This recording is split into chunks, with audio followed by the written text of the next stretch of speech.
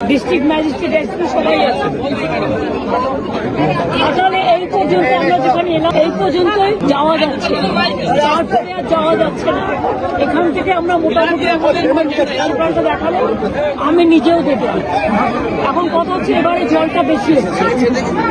এবারে যে পরিমাণে জল ছাড়া হয়েছে 2009 সালের পর এত জল কোনোদিনও ছাড়া হয়নি। এবং আমি সরি টু সে ফলাক্কা ড্রেজিং হয় না দীর্ঘ 20 বছর ধরে, আর ডিবিসিও ড্রেজিং হয় না।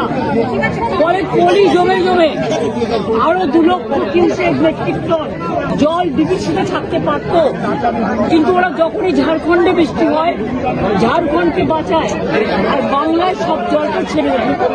আর এবারে আমরা পরশুদিন হাত জোর করে রিকোয়েস্ট করেছি যে আমাদের এখানে বৃষ্টি হচ্ছে, এখন তো আর ছাড়বেন না, অল্প অল্প করে ছাড়বেন, কিন্তু প্রায় 3.5 লক্ষ কিউসেক জল, এত জল 2009 বলে হয়নি। ডিবিসি এটা ম্যান মেড কাজ করা হয়েছে।